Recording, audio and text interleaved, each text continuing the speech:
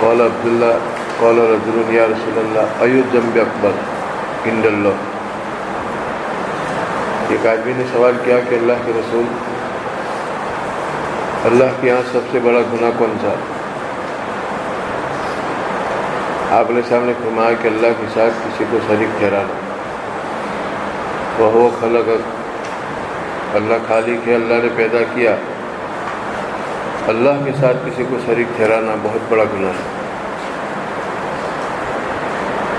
قرآن میں ہے کہ اب سبحانہ و تعالیٰ شرک کو معاف نہیں کریں گے. وَيَغْفِرُ مَا دُونَ ذَلِكَ لِمَن يَشَاءُ، اور شرک کے سوا گناہ اللہ معاف کر دیں گے. گناہ کبیرہ اللہ کی مشیت میں ہے، اللہ چاہے تو معاف کرے، اللہ چاہے تو معاف نہ کرے، اور اس کے لیے توبہ کرنی پڑتی ہے. اور سگائی جو ہے وہ نیکیوں کی برکات سے سبحانہ و تعالیٰ معاف فرما دیتے ہیں. قرآن کریم میں ضابطہ ہے ان الحسنات یذہبن السیئات،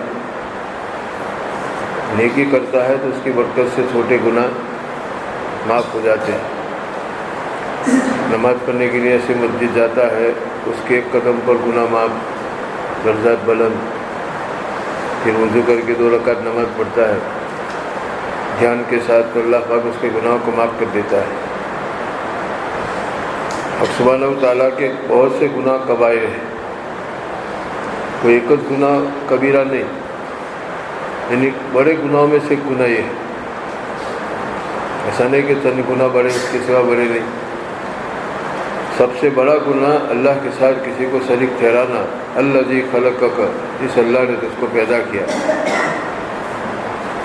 پھر اپنے اولاد کو روزی روٹی کے پریشانی میں قتل کرنا کہ بچے پیدا ہوں گے اور ہمارے ساتھ بیٹھ کے کھانا کھائیں گے تو کم ہو جائے گا کھانا، ان کے لیے دانہ اور پانی تلاش کرنا مشکل ہو جائے گا. اللہ رب العزت نے رزق کی ضمانت لی ہے. ضمانت رزق کا عقیدہ ایمان سے ہے. وَمَا مِن دَابَّةٍ فِي الْأَرْضِ إِلَّا عَلَى اللَّهِ رِزْقُهَا، زمین پر چلنے والوں کی ذمہ داری روزی کے اللہ نے لی. قَائِم مِن دَابَّةٍ لَا تَحْمِلُ رِزْقَهَا اللَّهُ يَرْزُقُ وَإِيَّاكُمْ. بہت سے جانور ایسے ہیں جس کی تم روزی اٹھا نہیں سکتے، اللہ ان کو بھی دیتا ہے، تم کو بھی دے گا. جنگل میں ایک ایک جانور کی روزی کتنی ہے کھانا، سمندر کی ایک ایک مچھلی کی غذا کتنی ہے. اب انسان کو 2 روٹی چاہیے 24 گھنٹے میں، کوئی حیثیت ہے اس کی؟ قائم من دابۃ لا يحمل رزقها، کتنے جانور ہیں جو اپنی روزی نہیں اٹھا سکتے. اللہ یرزقها وإیاکم، اللہ اس کو بھی روزی دیتا ہے، تم کو بھی روزی دیتا ہے. تو ضمانت رزق پر عقیدہ کمزور، اولاد کو قتل کرتے ہیں. زمانے جاہلیت میں جہالت یہ تھی، میرے ساتھ بیٹھ کے میرے کھانے میں شریک ہوئے. کتنی بڑی جہالت. علم بڑی نعمت ہے، جہاں علم نہیں وہاں جہالت. اور جہالت اتنی بری چیز ہے کہ بیٹے سے بھی تعلق نہیں. جانور بھی اپنے بچے سے پیار کرتا ہے، ایک کتا بھی اپنے پلوں سے کیا ہے محبت کرتا ہے.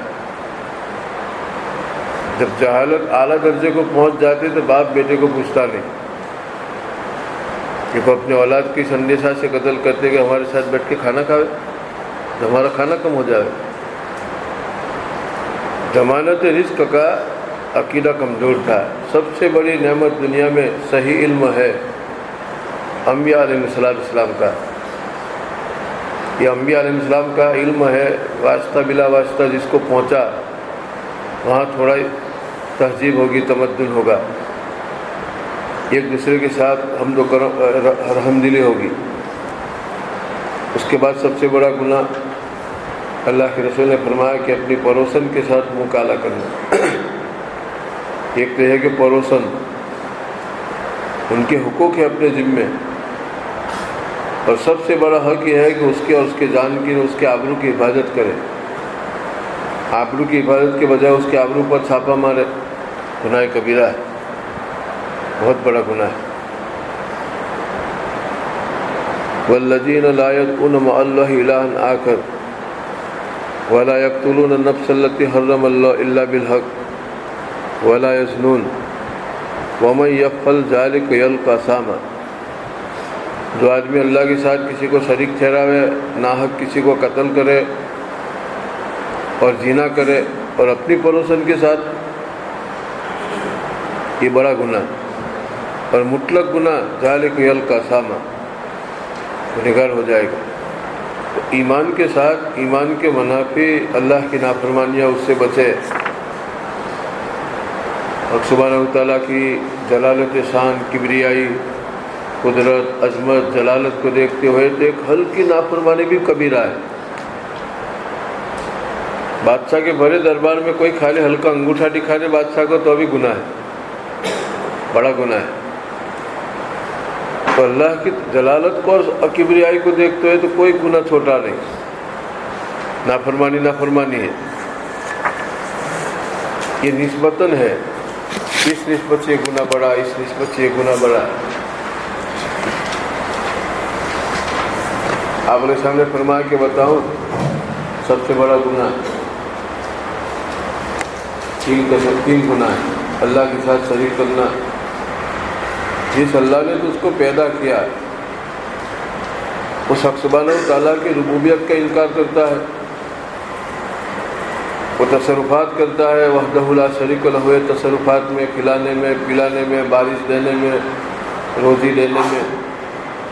اب اللہ کی ذات کے ساتھ، صفات کے ساتھ کسی کو شریک ٹھہراوے اور اللہ کی صفات مخلوق کے ساتھ فٹ کرے۔ جیسے حق سبحانہ تعالیٰ قادر ہے، کسی کو قادر سمجھے، اللہ رازق ہے، کسی کو رازق سمجھے، اللہ مشکل میں کام حل کرتا ہے، بیماری میں شفا دیتا ہے۔ اب یہ صافی صفت اللہ کی کسی کے ساتھ لگا دے، جتنی صفات اللہ کی ہے مخلوق کے ساتھ لگا کے مخلوق کو اللہ کے ساتھ شریک کرے، بڑا گناہ ہے۔ وہ حقوق الوالدین، ظاہری اعتبار سے دنیا میں آنے کے سبب تیرے والدین ہیں، جیسے حقیقی سبب تو سبحانہ تعالیٰ خالق، لیکن آنکھوں سے دیکھ کے ظاہری سبب یہ ہے کہ تیرے ماں باپ سے تو بنا، اب اسی ماں باپ کی نافرمانی کرے، نمک حرام۔ جس ماں نے بیچاری نے پیٹ میں 9 مہینے تکلیف اٹھا کے رکھا اور کتنی تکلیف سے اس کو جنا، بچہ جب پیدا ہوتا ہے تو بہت تکلیف ہوتی ہے، اور ان کا خون چھاتی میں آیا، دودھ بنا اور چھاتی سے لگا کے تجھے اپنے خون کو گھونٹ پلائے، یہ دودھ نہیں پی رہا ہے، خون پی رہا ہے ماں کا۔ کہ اللہ کی قدرت ہے کہ وہی خون گھومتا ہوا پستان میں آتا ہے، جو جب تک بچے کو دودھ پینے کی مدت ہے دودھ بن جاتا ہے۔ اللہ کی قدرت تو دیکھو، کہ اللہ کی قدرت، پستان پورا چیرے تو کچھ بھی نہ نکلے، اور دبائے تو نکلے، چاہے بکری ہو بھینس ہو، یہ اللہ کی قدرت ہے۔ جس سبحانہ تعالیٰ نے تجھے پیدا کیا اس کے ساتھ کسی کو شریک کرے، اور جس والدین نے اسباب کی دنیا میں پیٹ میں رکھا اور بہت کمزور، تیرا گلا دبا دے تو مر جائے، لیکن فکر کے ساتھ پسینے کی کمائی خرچ کر کے تجھے پالا، اور جو پروان چلنے کے بعد جوانی کے نشے میں ان کے سامنے زور زور سے آواز کرتا ہے، آنکھ نکالتا ہے، ان کی مرضی سے 2 قدم آگے چلتا ہے، نمک حرام ہے۔ جو آدمی اپنے والدین کے ساتھ خلوص سے پیش نہیں آتا ہے، یہ معیار ہے، وہ کسی کے ساتھ اخلاص سے پیش نہیں آئے گا۔ اگر آیا بھی تو کوئی مطلب ہوگا۔ جس والدین بے لوث کوئی مطلب نہیں، صرف اس کو بڑا کیا، پروان چڑھایا، اس کے آنکھ سامنے آنکھ نکالے، یہ بڑا گناہ ہے۔ اس کو لوگ گناہ نہیں سمجھتے۔ اگر کوئی آدمی مسجد میں امامت کراتا ہے لیکن والدین کی نافرمانی کرتا ہے تو ان کی امامت مکروہ ہے، یہ گناہ کبیرہ میں مبتلا ہے۔ عرف میں اس کو گناہ نہیں سمجھتے، والدین کے سامنے زور سے بولنا، نافرمانی کرنا، گالیاں دینا، اس کو نافرمانی نہیں سمجھتے۔ اگر کوئی آدمی امامت کراوے اور والدین کا نافرمان ہو تو اس کی امامت اس لیے مکروہ ہے کہ گناہ کبیرہ پر مصر ہے۔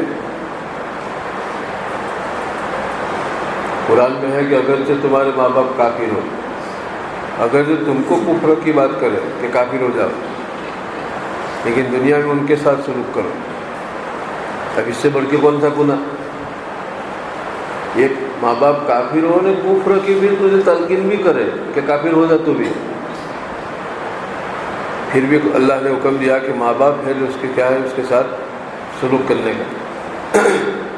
قرآن میں ہے وَبِالْوَالِدَيْنِ إِحْسَانًا وَلَا تَقُل لَّهُمَا أُفٍّ وَلَا تَنْهَرْهُمَا، ان کے سامنے زور سے جھڑک مت، آواز مت کر، اوپ بھی مت کر۔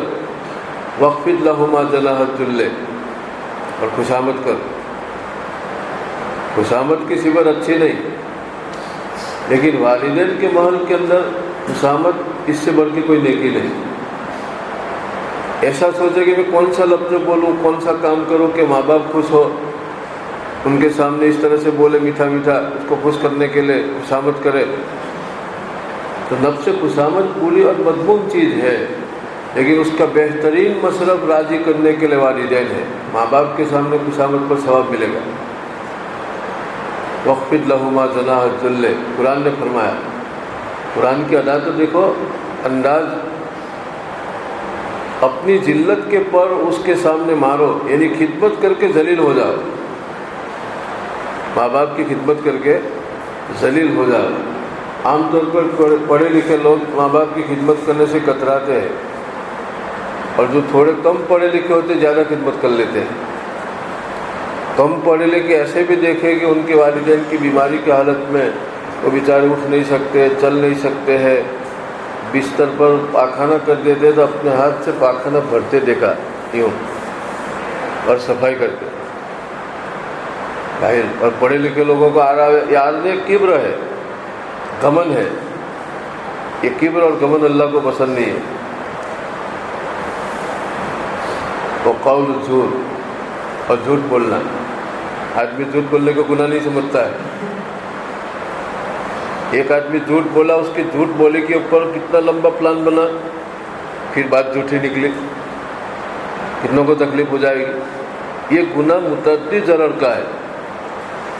جھوٹ بولنے سے نقصان متعدی ہے، دوسروں تک پہنچتا ہے۔ ایک آدمی نے کوئی جھوٹی خبر دی، اس کی خبر کے اوپر لمبا چوڑا پلان بنا، بعد میں پتہ چلا کہ جھوٹی خبر دی۔ اس سے حضرت نبی پاک صلی اللہ علیہ وسلم نے فرمایا قول الزور وکان رسول اللہ صلی اللہ علیہ وسلم متکئا، نبی پاک علیہ السلام اس طرح سے ٹیک لگا کے تشریف فرما تھے، اور فرما رہے تھے کہ سب سے بڑا گناہ والدین کی نافرمانی کرنا۔ وقول الزور، قول الزور، تو بولتے بولتے یہ ہو گئے قول الزور، قول الزور، جھوٹ بولنا، جھوٹ بولنا، جھوٹ بولنا، اس کی تاکید بتلانے کے لیے۔ یہ آپ کا انداز تھا۔ آپ علیہ السلام جب کسی بات کی تاکید فرمانا چاہتے تو جو حالت ہوتی اس سے بدل کے بولتے، یوں ہو کے بولتے قول الزور، جھوٹ بولنا۔ اب آدمی جھوٹ بولنے کو فیشن سمجھتا ہے۔ عرف میں جھوٹ بولنے سے اس کا ویلیو ڈاؤن نہیں ہوتا ہے۔ شراب کا گھونٹ پینے سے لوگ شرابی کہتے ہیں تو شراب سے بچتا ہے، کیونکہ عرفاً اس کو لوگ پورا کریں گے۔ اگر شراب کو حرام سمجھ کے چھوڑتا ہے تو جھوٹ بھی حرام اس کو بھی چھوڑ دیتا ہے، لیکن شیطانی چوڑ ہے اندر۔ شراب اس لیے نہیں پیتا ہے کہ ڈاؤن ہو جاؤں گا، لوگوں میں ویلیو کم ہو جائے گا۔ اب آدمی شراب تو نہیں پیتا لیکن غیبت کرتا ہے، جھوٹ بولتا ہے، تو غیبت کرنے سے، جھوٹ بولنے سے عرف میں اس کا ویلیو ڈاؤن نہیں ہوتا ہے تو وہ گناہ چالو، حالانکہ شراب پینے سے بڑا گناہ ہے۔ اور ہر مبتلا، صوفی بھی مبتلا، شیخ بھی مبتلا، مجالس میں غیبت کا جو اس قدر ہے، وہ صوفی کو اس سے حذر ہے، حذر مانے بچاؤ۔ مجالس میں غیبت کا جو اس قدر ہے، نہ صوفی کو، قاضی کو اس سے حذر ہے۔ قاضی صاحب بھی چپ بولے اور شیخ صاحب بھی جھوٹ بولے، نہ صوفی صاحب بھی جھوٹ بولے، کیونکہ اس سے عرف میں آدمی ڈاؤن نہیں ہوتا ہے۔ اور شراب پینے سے دیکھو نمازیوں کے دارو پیتا ہے، حالانکہ ایک شراب کے گھونٹ سے بڑا گناہ جھوٹ بولنا ہے۔ کفر کی بین، اللہ ایک ہے اور کفر میں جھوٹا جن کہ اللہ دو ہے، العیاذ باللہ۔ یہ جھوٹ بولنا کفر کی بین ہے، اس سے بچے۔ حدیث جو ہے وہ آئینہ ہے۔ ایک آدمی آئینہ اس طرح رکھتا ہے کہ آئینے میں منہ دیکھتا ہے، پھر کوئی داغ ہو تو اس طرح سے بچھا دیتا ہے، ٹوپی ٹیڑھی ہوتی سیدھی کر لیتا ہے، اس لیے آئینہ دیکھتا ہے۔ حدیث پاک آئینہ ہے، اس آئینے کے اندر سیرت نظر آتی ہے۔ ایک آدمی کو جھوٹ بولنے کی عادت ہے تو یہ داغ اندر ہے اور نظر نہیں آئے گا، لیکن حدیث کے اندر نظر آئے گا، جب آئے گا قول الزور من اکبر الکبائر، جھوٹ بولنا بڑا گناہ، تو ایک دم نظر آئے گا کہ میرے اندر یہ ہے۔ اب ایک آدمی آئینہ دیکھے پیشانی پر داغ ہے تو اس طرح سے صاف کرے، صاف کرتے کرتے جب بھی آئینہ دیکھے گا منہ کے سارے داغ صاف۔ تو حدیث کے آئینے میں جو چیزیں اپنے میں ہے خامیاں، اس کو مٹاتا رہے تو دھیمے دھیمے دھیمے وہ مربع بن جائے گا۔ حدیث آئینہ ہے۔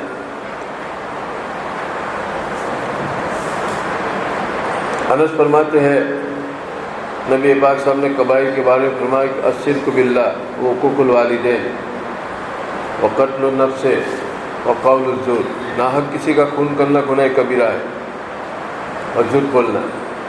تو ایمان کے ساتھ کبائر سے بچے، اور اگر نادانی سے کوئی گناہ کبیرہ کا ارتکاب ہو جاوے تو توبہ کرے، سچی توبہ، توبۃ نصوحا۔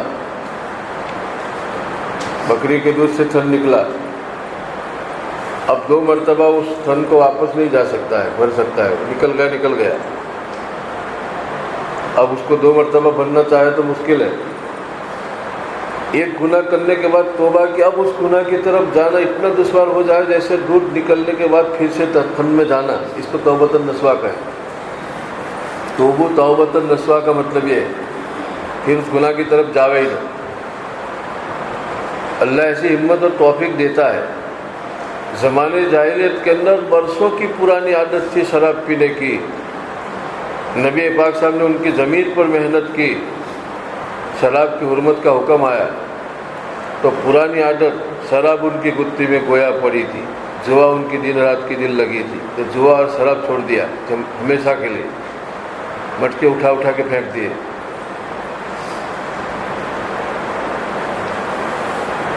آپ علیہ السلام نے فرمایا کہ قتل النفس یہ بڑا گناہ ہے۔ ان رسول اللہ صلی اللہ علیہ وسلم قول اجتنبوا السبع الموبقات، 7 مہلک گناہوں سے بچو۔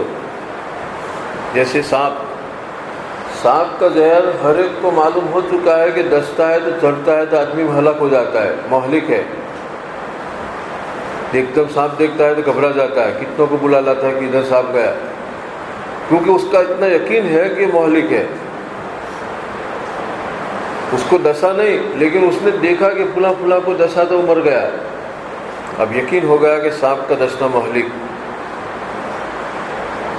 ایک آدمی تھوڑا زہر پی لیتا ہے تو مر جاتا ہے، اس کی گرمی دل کو پہنچتے ہے، آدمی پھنس جاتا ہے، دل مر جاتا ہے۔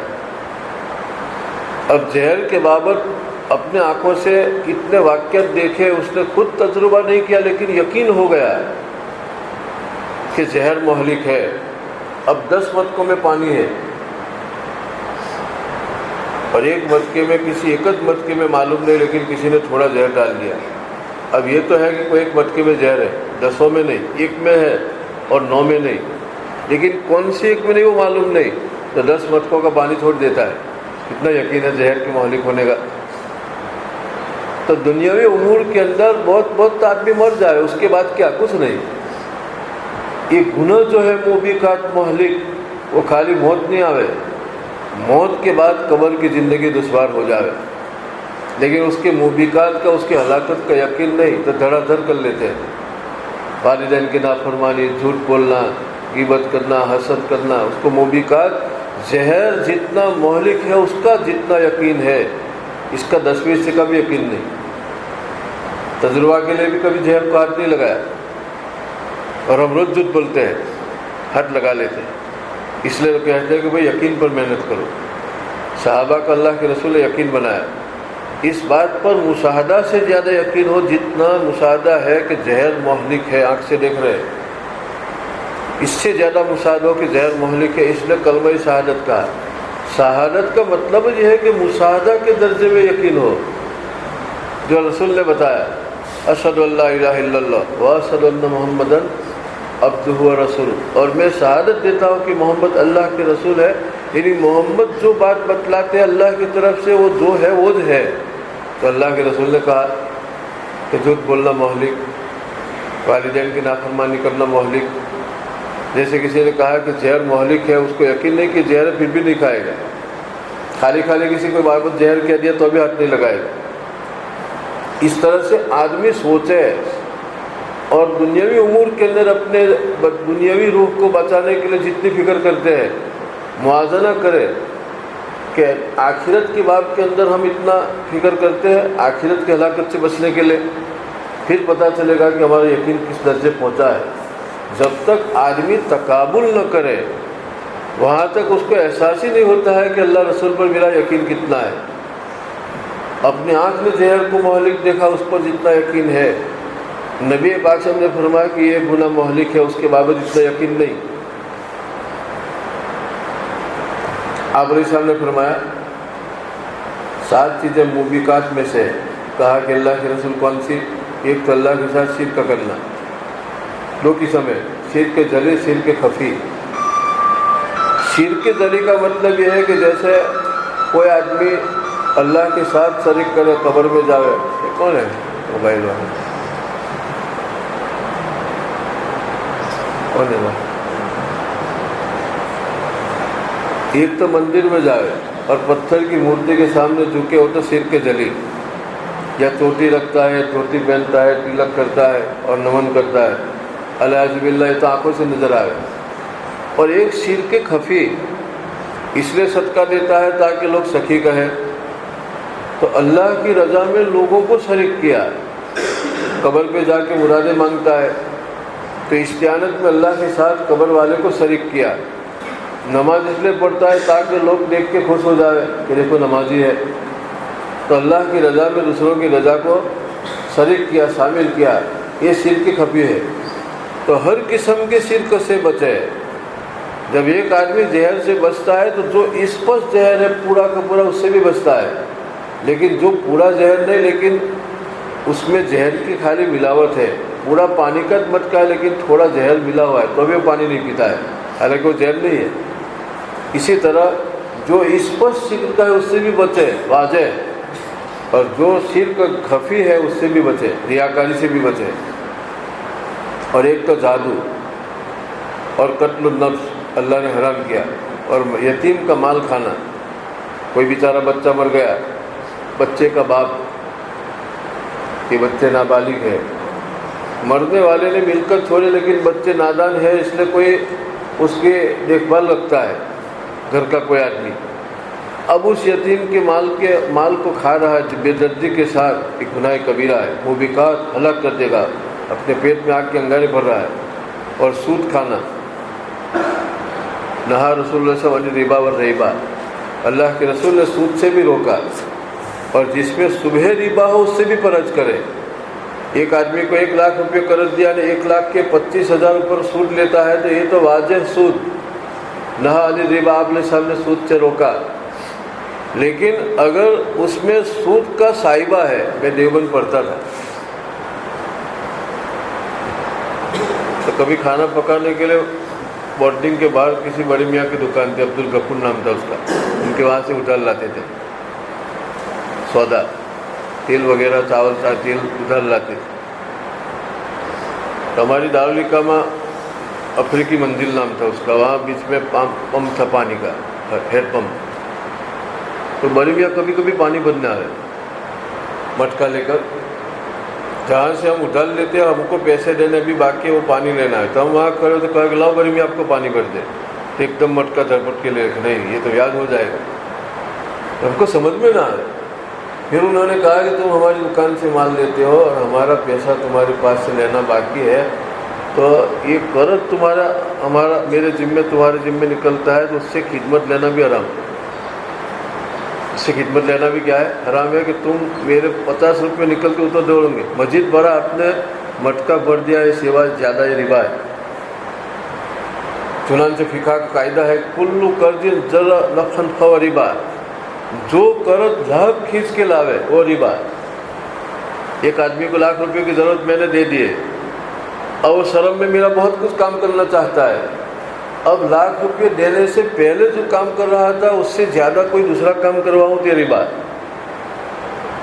اس کو نہا نے ریبا کہا، ایک ربا نے ایک ریبا، ایک سود نے ایک سود کا صبح، سود اسے کہے کہ جو اپنے راسل مال دیا، پیسے دیے، قرض دیے، اس کے اوپر کوئی لابھ لینا، اس کے اوپر کوئی منفعت لینا۔ دیکھو یہ بڑے میاں تھے لیکن ماحول علمی تھا، تو جاہل آدمی تھا وہ بھی مسئلہ جانتا ہے۔ آدمی جس ماحول میں رہتا ہے اس ماحول کا رنگ چڑھتا ہے، اس زمانے میں ماحول تھا۔ وَالتَّوَلِ يَوْمَ الْجَحْفِ، اور میدان جہاد سے بھاگنا، وَقَصْفُ الْمُحْسِنَاتِ الْغَافِلَاتِ الْمُؤْمِنَاتِ، اور وہ نیک عورتیں جو بیچاری دنیا کی امور سے غافل اور ایماندار، ان کے اوپر تہمت ڈالے، جیسے عائشہ صدیقہ رضی اللہ تعالیٰ عنہ پر ڈالی۔ تو جو عورت بیچاری دیندار ہے، اس قسم کے امور سے ایک دم بے پرواہ غافل، ایسی پاک باز عورت کے اوپر تہمت ڈالے، زبان چلاوے، گناہ کبیرہ ہے، موبقات میں سے ہے، دنیا میں مرنے سے پہلے برباد ہو جائے گا، رزق کی تنگی میں مبتلا ہو جائے گا۔ ایک آدمی موبقات میں مبتلا ہوتا ہے تو رزق کی تنگی میں مبتلا ہو جاتا ہے، والدین کی نافرمانی کوئی کرتا ہے، روزی روٹی کا محتاج ہو جائے گا، گناہ کبیرہ ہے۔ گناہ کا اثر یہ ہے کہ سب سے پہلا اثر پڑتا ہے اس کی آمدنی پر۔ ایک آدمی گناہ میں مبتلا ہوتا ہے تو اس کی آمدنی دھیرے دھیرے کم ہو جاتی ہے، اور ایسا ذلیل ہو جاتا ہے کہ پائی پائی کا محتاج، اس کو کسی کے پاس سے روز قرض لینا پڑے گا۔ یہ دنیاوی اعتبار سے نقصان ہے، ذلت ہے۔ حضرت شیخ رحمۃ اللہ علیہ کے وہاں تھے ہم زکریا 1975 میں، یہ فضائل اعمال لکھی نا حضرت شیخ زکریا رحمۃ اللہ علیہ، اور ان کے پاس ہم رہے 2 سال۔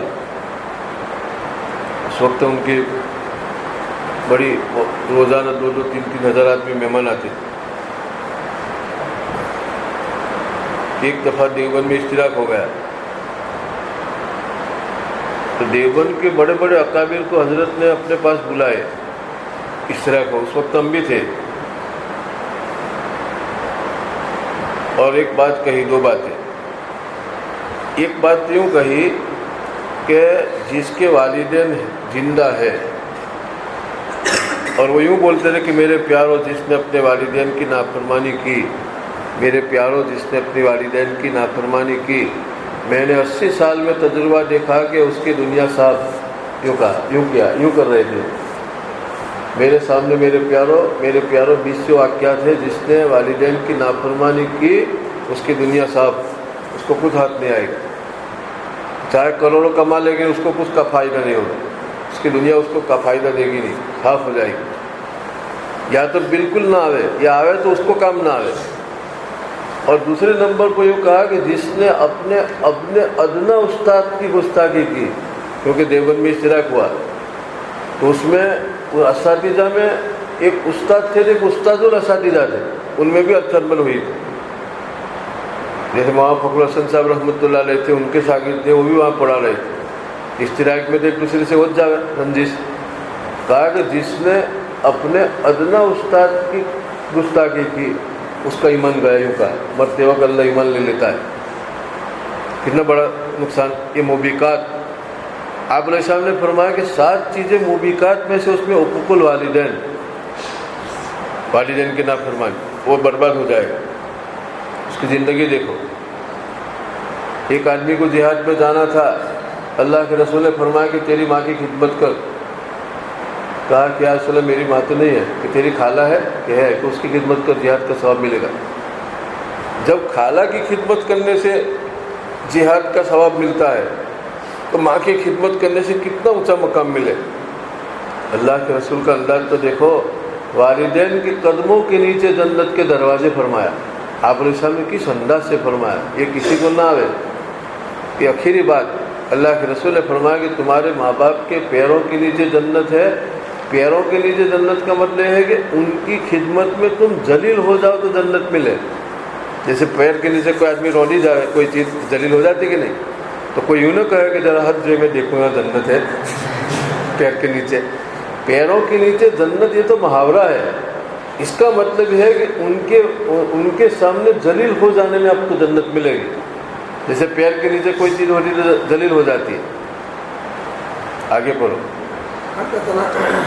حدثنا قتيبة بن سعيد وبالسند المتصل عن عبد الله بن عمرو العاص رضي الله عنه أن رسول الله صلى الله عليه وسلم قال من الكبائر شتم الرجل ووالديه. قالوا يا رسول الله وهل يشتم الرجل والديه؟ قال نعم يسب أبا الرجل ويسب أباه ويسب. ماں باپ کی خدمت یہ بھی ہے اور ماں باپ کے ساتھ نیک سلوک یہ بھی ہے کہ کبھی کسی کے ساتھ لڑائی ہو غصہ ہو تو کتنا بھی اپنے کو غصہ آئے لیکن ماں باپ کا خیال رکھے، اس کے سامنے والے کے ساتھ لڑے نہ.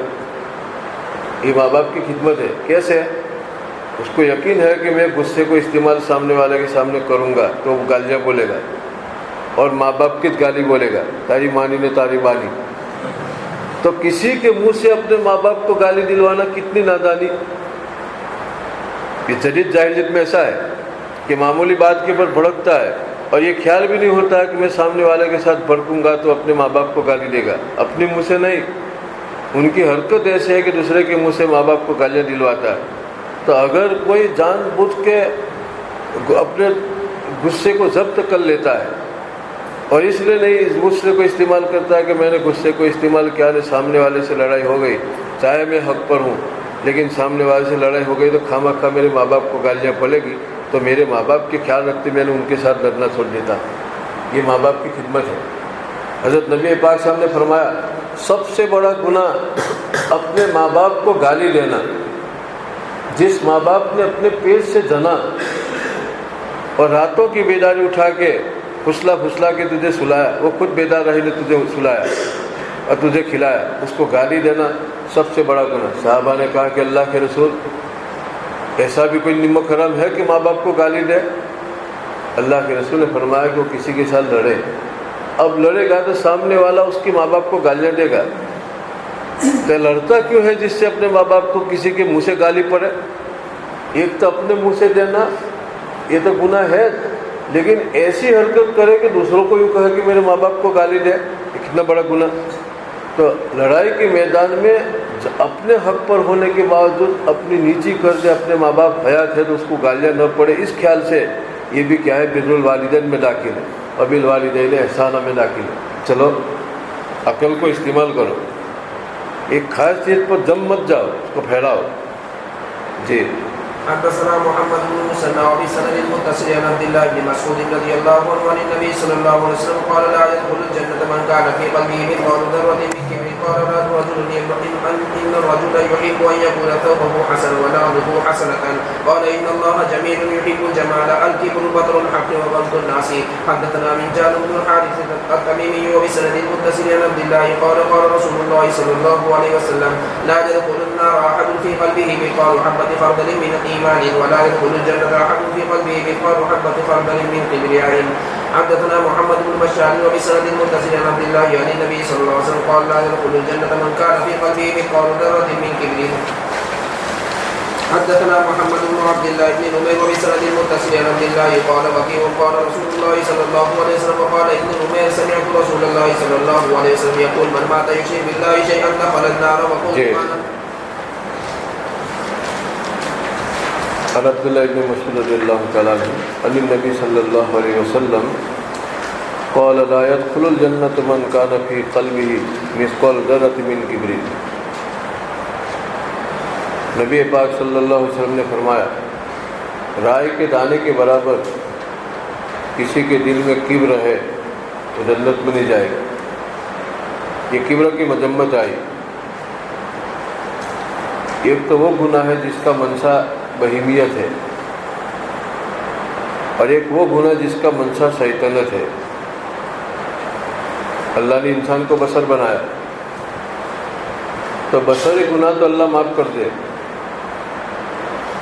ابو ذر کو نبی پاک صلی اللہ علیہ وسلم نے فرمایا من قال لا الہ الا اللہ دخل الجنہ وإن زنا وإن سرق وإن شرب الخمر. کوئی کلمہ پڑھے گا وہ جنت میں جائے گا، چاہے چوری کرے، شراب پیوے، زنا کرے. ابو ذر نے کہا کہ وإن زنا وإن سرق یا رسول اللہ، زنا کرے چوری کرے تو بھی جنت میں؟ وإن زنا وإن سرق. پھر کہا کہ وإن زنا وإن سرق.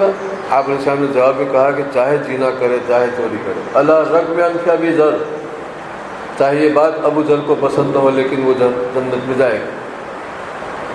کتنا بڑا گناہ، چوری کرنا، شراب پینا، زنا کرنا. اور یہاں یوں آیا کہ ایک رائے کے دانے کے برابر کبر ہے، لا يدخل الجنہ، جنت میں نہیں جائے گا. کیونکہ چوری کرنا، زنا کرنا، شراب پینا، اس کا منشا بہیمیت ہے، بشریت ہے. اور کبر جو ہے اس کا منشا دماغ، شیطنت. اور شیطنت جس کا منشا ہو، گناہ اللہ معاف نہیں کرتا ہے. آدم علیہ السلام کے سامنے سجدہ کرنے کے لیے شیطان کو کہا، شیطان یوں کہا ابا واستکبر، نہ بھی کہا نہیں، استکبار کیا، گھمنڈ کیا، تو راندہ ہوا.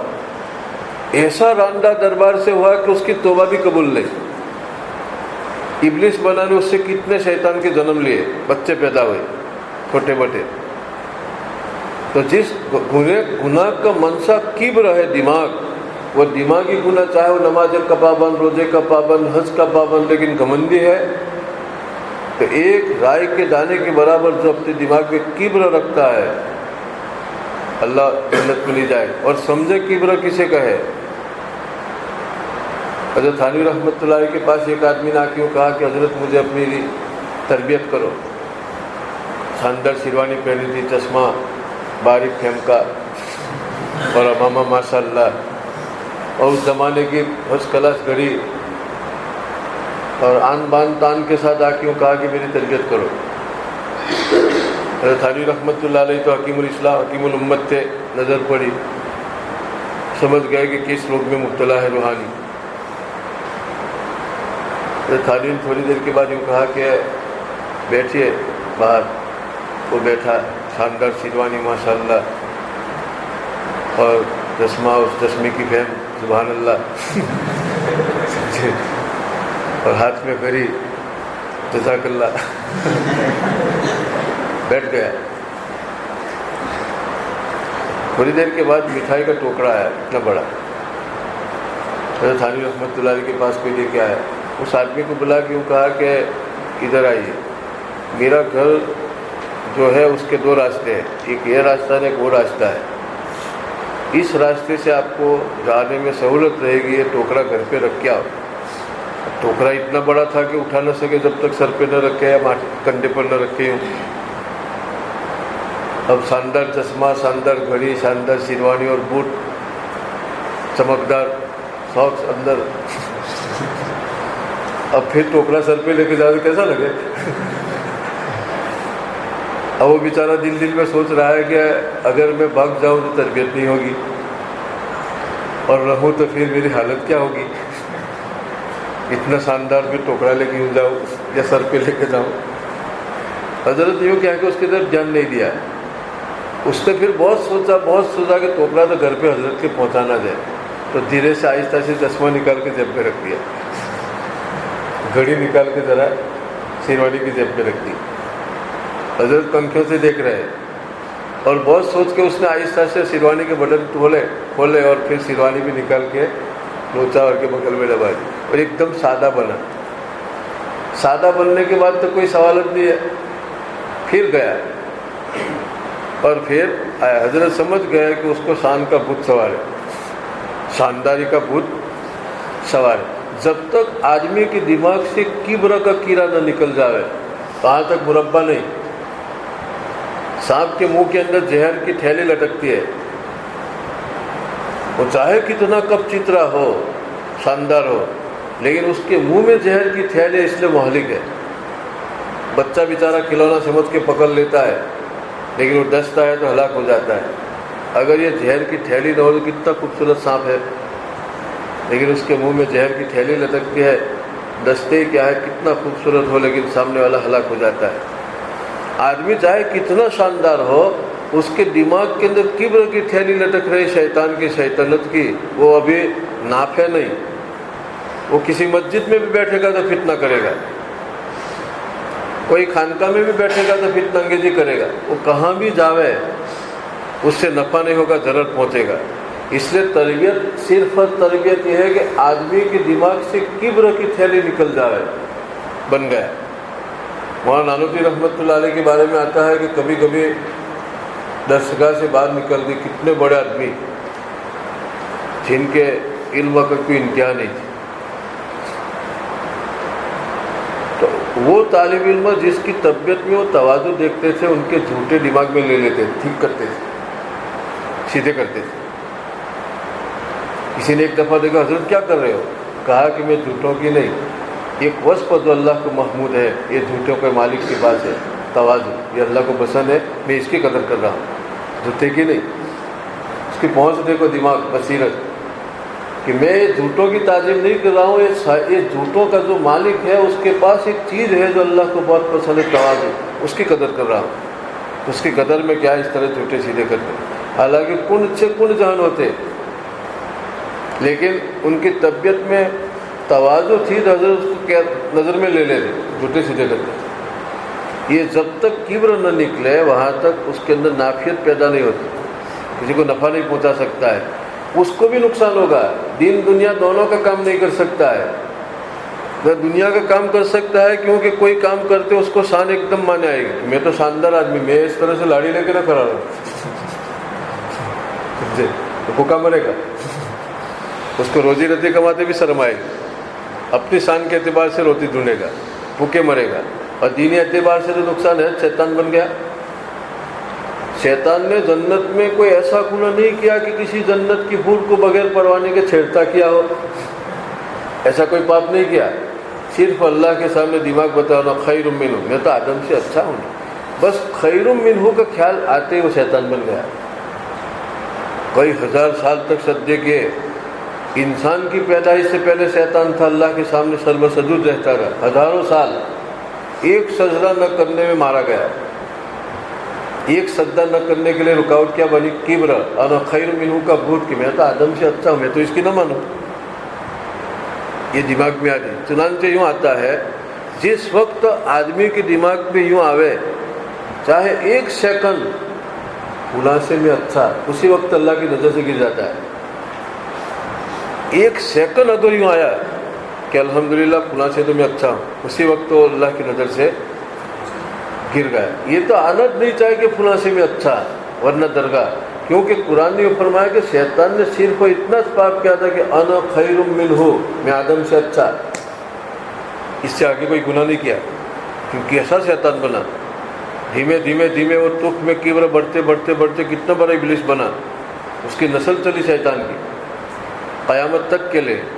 अल्लाह के रसूल ने फरमाया, एक राय के दाने के बराबर किब्र किसी के अंदर होगा, वो जन्नत में नहीं जाएगा। इंसान अपने औकात को देखे तो उसको किब्र करते शर्म आवे।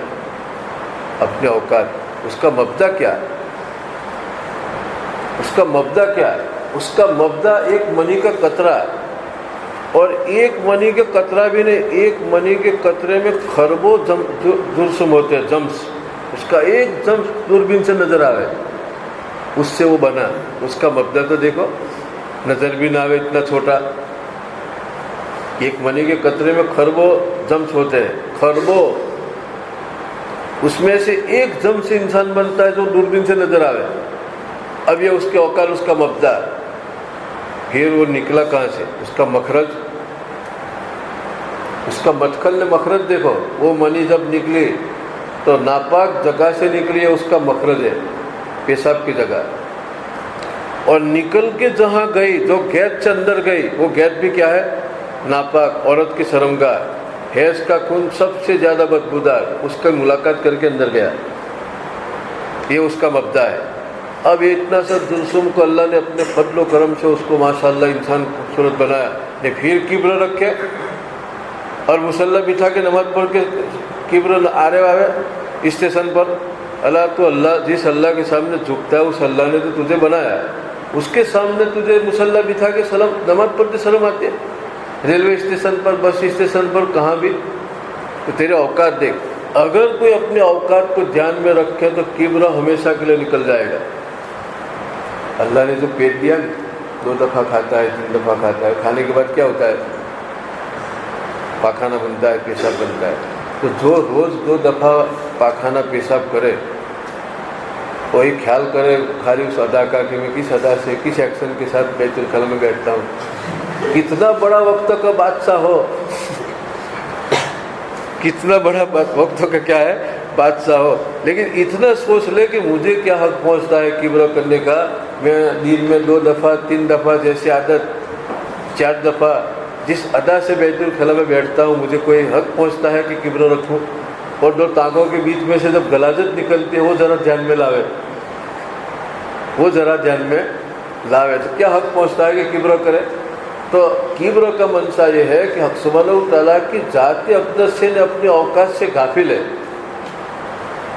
اپنی کوتاہی پر نظر نہیں، اور حق سبحانہ و تعالیٰ کی شان شوکت اور قدرت پر نظر نہیں، اس لیے آدمی کبر میں مبتلا ہے۔ کتنا کافی من عرف نفس عرف ربہ، جو اپنی ذات کو معلوم کر لے اللہ کو معلوم کر لے گا کہ اللہ کتنے بڑے ہیں اور میں کیا ہوں، کچھ نہیں۔ قتل الانسان ما اکفرہ، یہ جو میں بولتا ہوں کہتا ہوں میری بات نہیں، یہ انداز قرآن کا ہے۔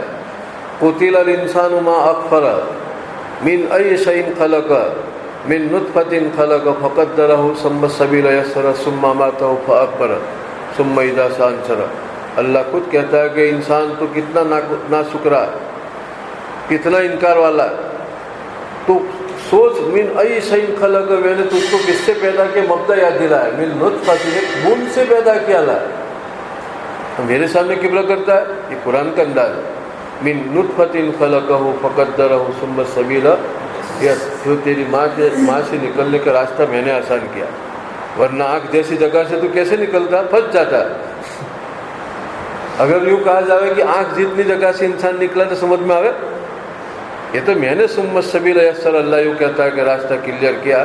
تو آدمی خالی اپنا مبدا سوچے، اور جب تک جیتا ہے 2-3 دفعہ بیت الخلا جاتے وہ خیال دماغ میں لاوے تو ہمیشہ کے لیے کبر رخصت ہو جائے گا، اس کو حق ہی نہیں پہنچتا ہے کبر کرے، برائی کرے۔ ایک آدمی نے خدا کا دعویٰ کیا، لوگ ان کو جواب دے رہے، تو ایک جاہل آدمی تھا، وہ موقع کی تلاش میں تھا۔ ایک دفعہ وہ بیت الخلا قضاء حاجت کے لیے گیا، یہ جاہل آدمی وہاں پہنچ گیا، اور بیت الخلا کے دروازے کے فاتح سے دیکھ کیوں کہہ رہا ہے کہ دیکھو کتنی خوبصورتی کے ساتھ خدا بیٹھے ہیں، تجھے حق پہنچتا ہے اپنے آپ کو اللہ کہنے کا؟ جیسے اللہ ہے اللہ، اور یہ تیری 2 ٹانگوں کے بیچ میں سے کیا نکل رہا ہے؟